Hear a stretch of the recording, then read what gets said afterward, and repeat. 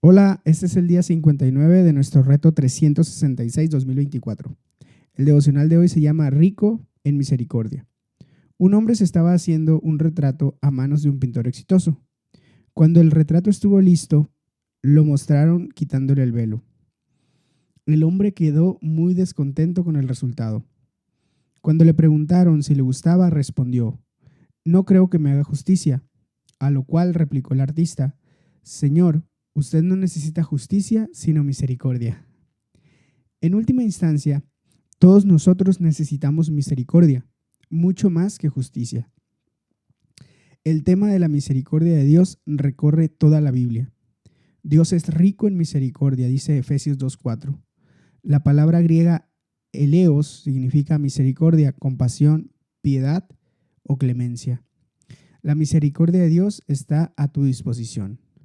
Salmos 27, del 7 al 14, dice así: Oye, Señor, mi voz cuando a ti clamo, compadécete de mí y respóndeme. El corazón me dice: busca su rostro, y yo, Señor, tu rostro busco. No escondas de mí tu rostro, no rechaces en tu enojo a este siervo tuyo, porque tú has sido mi ayuda. No me desampares ni me abandones, Dios de mi salvación. Aunque mi padre y mi madre me abandonen, el Señor me acogerá. Guíame, Señor, por tu camino. Dirígeme por la senda de rectitud, por causa de mis enemigos. No me entregues al capricho de mis adversarios, pues contra mí se levantan testigos falsos que respiran violencia. Pero de una cosa estoy seguro, que he de ver la bondad del Señor en esta tierra de los vivientes. Pon tu esperanza en el Señor, cobra ánimo y ármate de valor. Pon tu esperanza en el Señor. Dice el comentario: las dificultades. Da igual las dificultades a las que estés enfrentando en tu vida. Aférrate a las promesas de Dios. Espera ver la bondad de Dios, no solo en el cielo cuando mueras, sino en los menesteres ordinarios de tu vida aquí en la tierra. David clama a Dios diciendo: compadécete de mí. Ser acusado injustamente es una experiencia horrible. David se enfrenta a enemigos y falsos testigos. Al pasar por aquella experiencia tan dolorosa, clama al Señor por misericordia y en medio de todas las acusaciones es capaz de decir: pero de una cosa estoy seguro, que he de ver la bondad del Señor en esta tierra de los vivos. La razón por la que David tiene esta confianza es porque reconoce que Dios es su Salvador y un Padre perfecto. Aunque mi padre y mi madre me abandonen, el Señor me recibirá en sus brazos. Mucha gente experimenta dificultades hoy en día como resultado de la falta de amor de parte de sus padres, pero sea cual sea la relación con tus padres, aún así puedes empezar a imaginar cómo sería una relación con un Padre perfecto. Dios es todo un Padre, su fidelidad es incuestionable, su generosidad perfecta, su afecto es delicado y amoroso, su presencia es permanente y te acepta incondicionalmente. Su comunicación te edifica y es para ti y es para tu mejor interés. Su autoridad es verdad y justa. Cuando David escribe "el Señor me recibirá", lo hace pensando en todos estos tipos de atributos paternales perfectos. Dios no te va a fallar, especialmente cuando atraviesas dificultades. Algunos padres terrenales solo proveen amor y protección cuando sienten que sus hijos lo merecen. No es así con Dios. La sorprendente verdad es que nuestro Padre es misericordioso y nos da amor y protección incluso cuando no lo merecemos. Oye, Señor, mi voz cuando a ti clamo. Compadécete de mí y respóndeme. El corazón me dice: busca su rostro, y yo, Señor, tu rostro busco. Guíame, Señor, por tu camino. Marcos 10, del 13 al 31.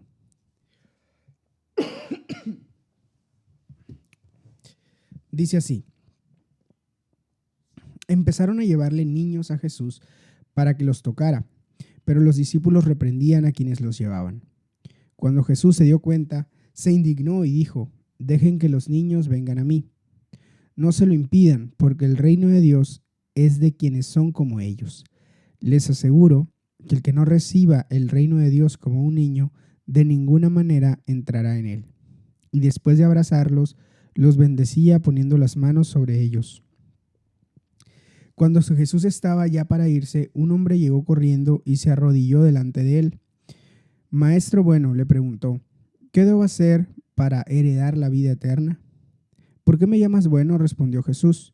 Nadie es bueno sino solo Dios. Ya sabes los mandamientos: no mates, no cometas adulterio, no robes, no presentes falso testimonio, no defraudes, honra a tu padre y a tu madre. Maestro, dijo el hombre, todo eso lo he cumplido desde que era joven. Jesús lo miró con amor y añadió, una sola cosa te falta. Anda, vende todo lo que tienes y dáselo a los pobres, y tendrás tesoros en el cielo. Luego ven y sígueme. Al oír esto, el hombre se desanimó y se fue triste porque tenía muchas riquezas. Jesús miró alrededor y comentó a sus discípulos, qué difícil es para los ricos entrar en el reino de Dios. Los discípulos se asombraron de sus palabras. Hijos, qué difícil es entrar en el reino de Dios, repitió Jesús. Le resulta más fácil a un camello pasar por el ojo de una aguja que a un rico entrar en el reino de Dios. Los discípulos se asombraron aún más y decían entre sí, entonces, ¿quién podrá salvarse? Para los hombres es imposible, aclaró Jesús, mirándolos fijamente, pero no para Dios. De hecho, para Dios todo es posible. ¿Qué de nosotros que lo hemos dejado todo y te hemos seguido?, comenzó a decirle Pedro. Les aseguro, respondió Jesús, que todo el que por mi causa y la del Evangelio haya dejado casa, hermanos, hermanas, madre, padre, hijos o terrenos, recibirá 100 veces más ahora en este tiempo, casas, hermanos, hermanas, madres, hijos y terrenos, aunque con persecuciones, y en la edad venidera, la vida entera. Y en la edad venidera, la vida eterna. Pero muchos de los primeros serán últimos y los últimos serán primeros. Dice el comentario, los niños. En una sociedad que no miraba con mucha estima a los niños pequeños, Jesús tuvo compasión de ellos. Dijo, el reino de Dios es de quienes son como ellos. Los abrazó y los bendecía poniendo las manos sobre ellos. Como comunidad eclesial tenemos que asegurarnos de dar a los niños el mismo amor, protección y prioridad que Jesús les dio en cuanto a tiempo, energía y recursos. De hecho, Jesús nos dice que seamos quienes seamos y tengamos la edad que tengamos, todos necesitamos aprender de los niños a la hora de ser parte del reino de Dios. Les aseguro que el que no reciba el reino de Dios como un niño, de ninguna manera entrará en él. Jesús no está sugiriendo que nos comportemos como niños en todos los aspectos de nuestra vida. No debemos ceder a nuestros caprichos infantiles o dejar de asumir la responsabilidad de nuestras acciones. Pero como los niños, tenemos que estar abiertos y receptivos, siendo honestos acerca de nuestros sentimientos, reconociendo lo frágil y vulnerable que somos y lo mucho que necesitamos de los demás. Como los niños, hemos de ser prontos en perdonar y avanzar con confianza. Cuando reciben regalos, los niños suelen responder apasionadamente, con agradecimiento y emoción. En lo que respecta al reino de Dios, tenemos que ser exactamente igual, dependientes del regalo que Jesús nos hace y preparados para aceptarlo como un don que no merecemos, pero que Jesús en su misericordia nos da. Señor, ayúdame a aprender de los niños para ser como ellos en lo bueno y darles la misma prioridad que tú les das. Los pobres. Jesús invita a un joven rico a dar a los pobres. A buen seguro que aquello no era simplemente por su bien, sino porque los pobres eran otra de las prioridades de la vida y el ministerio de Jesús. Señor, ayúdame a tener el mismo amor y compasión hacia los pobres que tú tienes, los ricos. La compasión de Jesús alcanzó no solo a los pobres, sino también a los ricos. Jesús miró a aquel joven rico y lo amó.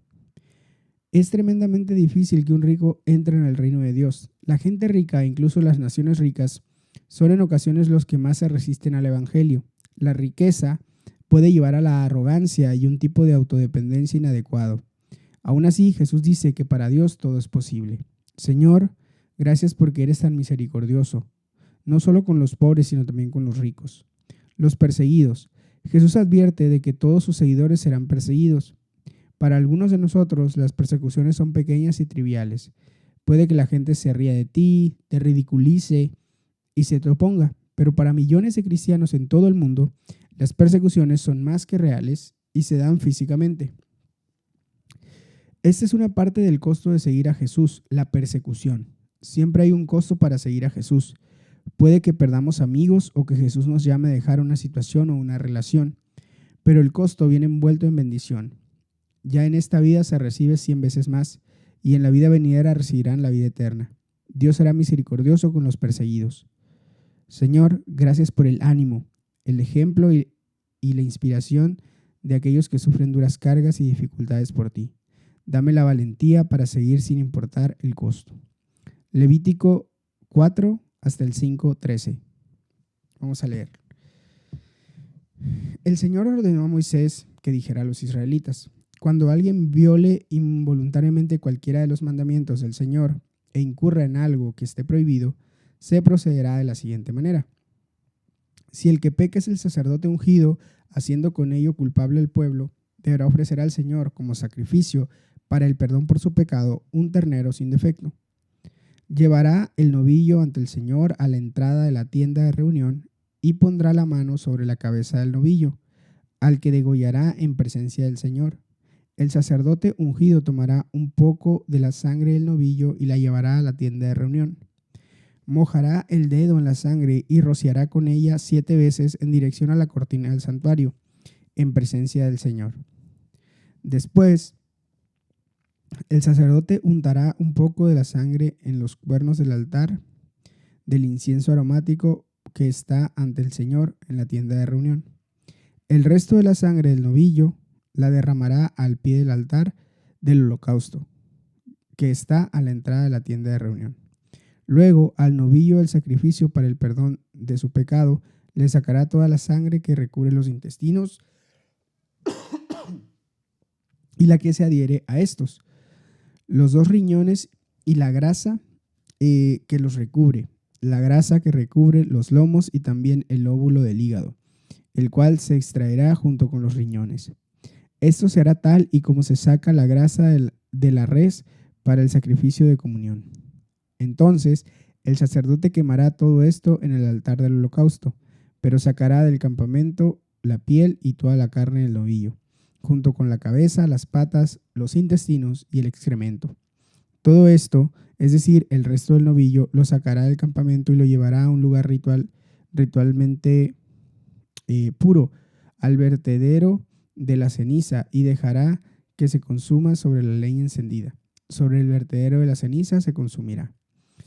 Si la que peca involuntariamente es toda la comunidad de Israel, toda la asamblea será culpable de haber hecho algo que los mandamientos del Señor prohíben. Cuando la asamblea se dé cuenta del pecado que ha cometido, deberá ofrecer un ternero como sacrificio para el perdón de su pecado. Lo llevarán a la tienda de reunión y allí, en presencia del Señor, los jefes de la comunidad impondrán las manos sobre la cabeza del novillo y lo degollarán. Cuando el sacerdote ungido tomará, el sacerdote ungido tomará un poco de la sangre del novillo y la llevará a la tienda de reunión. Mojará el dedo en la sangre y rociará con ella 7 veces en dirección a la cortina en presencia del Señor. Después untará un poco de la sangre en los cuernos del altar que está ante el Señor en la tienda de reunión. El resto de la sangre la derramará al pie del altar del holocausto que está a la entrada de la tienda de reunión, y sacará del animal toda la grasa, quemándola en el altar. Se hará con este novillo lo mismo que se hace con el de la ofrenda por el perdón de pecados. Así el sacerdote pedirá perdón por el pecado de ellos, y serán perdonados. Luego sacará del campamento el resto del novillo y dejará que se consuma en el fuego, como el otro. Este es el sacrificio para el perdón por el pecado de la asamblea. Si el que peca involuntariamente es uno de los gobernantes e incurre en algo que los mandamientos del Señor su Dios prohíben, será culpable. Cuando se le haga saber que ha cometido un pecado, llevará como ofrenda un macho cabrío sin defecto. Pondrá la mano sobre la cabeza del macho cabrío y lo degollará en presencia del Señor, en el mismo lugar donde se degüellan los animales para el holocausto. Es un sacrificio para obtener el perdón de pecado. Entonces el sacerdote tomará con el dedo un poco de la sangre del sacrificio para el perdón y la untará en los cuernos del altar del holocausto, después de lo cual derramará al pie del altar del holocausto el resto de la sangre. Toda la grasa del animal la quemará en el altar, tal como se hace con el sacrificio de comunión. Así el sacerdote pedirá perdón por el pecado del gobernante y su pecado será perdonado.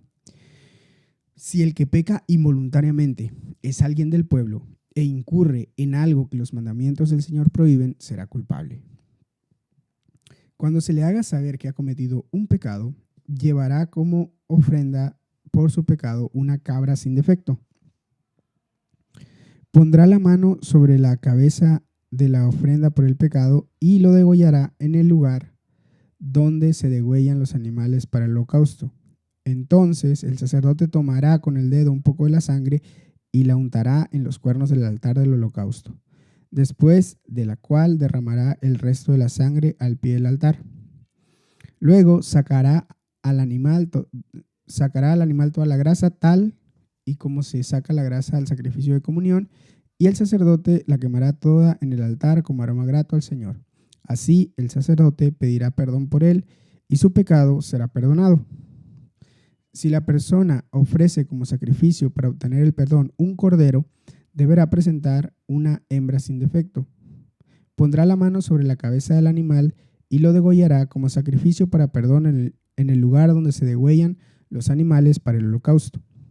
Entonces el sacerdote tomará con el dedo un poco de la sangre del sacrificio para el perdón y la untará en los cuernos del altar del holocausto, después de lo cual derramará al pie del altar el resto de la sangre. Luego le sacará al animal toda la grasa, tal como se saca la grasa al cordero del sacrificio de comunión, y el sacerdote la quemará en el altar sobre la ofrenda puesta al fuego ante el Señor. Así el sacerdote pedirá perdón por el pecado de esa persona y el pecado que haya cometido será perdonado. Levítico capítulo 5. Si alguien peca por negarse a declarar bajo juramento lo que vio o escuchó, sufrirá las consecuencias de su pecado.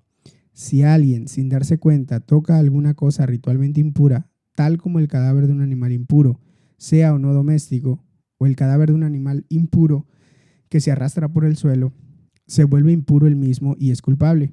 Si alguien, sin darse cuenta, toca alguna impureza humana, cualquiera que ésta sea, se vuelve impuro él mismo, pero al darse cuenta será culpable. Si alguien hace uno de esos juramentos que se acostumbra a hacer a la ligera y sin saberlo jura hacer bien o mal, ha pecado, pero al darse cuenta será culpable de haber hecho ese juramento.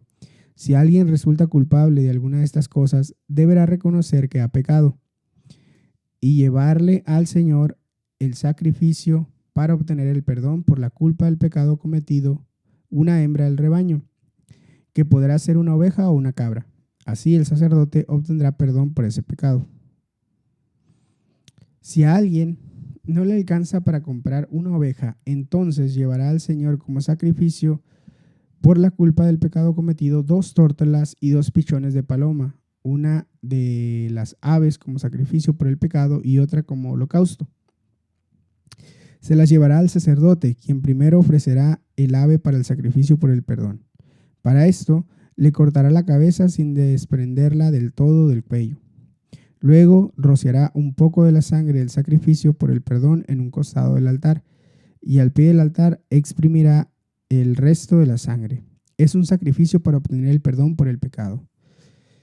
Con la segunda ave hará un holocausto, como ya ha sido ordenado. Así el sacerdote pedirá perdón por el pecado cometido y ese pecado será perdonado. Si a esa persona tampoco le alcanza para comprar 2 tórtolas o 2 pichones de palomas, presentará entonces en sacrificio por el perdón, como ofrenda por el pecado cometido, la 10ª parte de una efa de harina refinada. Como se trata de un sacrificio por el perdón, no se pondrá aceite ni incienso. Llevará ese sacrificio al sacerdote, quien tomará un puñado de las ofrendas memoriales y lo quemará en el altar junto con las ofrendas puestas al fuego ante el Señor. Es un sacrificio para obtener el perdón de pecados. Así el sacerdote pedirá perdón por el pecado cometido en alguna de estas cosas y ese pecado será perdonado. El resto de las ofensas será para el sacerdote, como sucede con la ofrenda de cereal. El resto de las ofrendas será para el sacerdote, como sucede con la ofrenda de cereal. Los culpables, dice el comentario. Todos somos culpables de pecado. La palabra culpa aparece una y otra vez en este pasaje. Hay una pena que el pecado lleva aparejada. El apóstol Pablo nos cuenta que la pena del pecado es la muerte. Los elaborados sacrificios que se describen en este pasaje estaban preparando al pueblo para el único sacrificio perfecto de Jesús que murió por ti y por mí, para que pudiéramos recibir la misericordia de Dios. Jesús expió tus pecados. El perdón no se da sin la expiación del pecado. Una definición de expiación es la acción de compensar un mal o un daño que hace que dos partes queden en paz. En última instancia, solo Jesús puede hacer la perfecta expiación de nuestros pecados. Hebreos 2:17. Jesús murió como sacrificio de expiación. Podemos leer el complicado sistema sacrificial de ofrendas por el pecado en Levítico. Jesús murió como sacrificio de expiación, según Romanos 3:25, por tus pecados y los míos. Jesús fue el sacrificio perfecto. El sacrificio tenía que ser sin defecto, según Levítico. En última instancia, solo Jesús podía ser el sacrificio perfecto, Hebreos 5:9. Jesús es el Cordero de Dios. Como ofrenda por el pecado se presentaba un cordero. La persona culpable tenía que ponerle las manos en la cabeza. El cordero moría como ofrenda para quitar el pecado. Jesús es el Cordero de Dios que quita el pecado del mundo, dice Juan 1:29. La sangre de Jesús se derramó por ti. El sacerdote tenía que tomar un poco de la sangre del sacrificio expiatorio, después de lo cual derramará al pie del altar el resto de la sangre. La sangre representa la vida del animal. Derramar la sangre era un acto que simbolizaba que el animal había muerto en lugar de la persona que hacía el sacrificio. La sangre de Jesús fue derramada por ti y por mí. Jesús puso la misericordia de Dios al alcance de todos. Las palabras perdón y perdonado aparecen una y otra vez en Levítico. Sin derramamiento de sangre no hay perdón, dice Hebreos 9:22. Por medio de la sangre de Jesús es posible el perdón, dice Efesios 1:7. Como consecuencia, la misericordia de Dios está al alcance de ti y de mí. Señor, muchas gracias porque ya no tengo que pasar por aquellos elaborados procesos para obtener misericordia y perdón. Gracias porque el perdón total está disponible para mí por medio de Jesús. Gracias por tu gran amor por mí. Tú eres rico en misericordia. Pipa añade respecto a Levítico 4:5.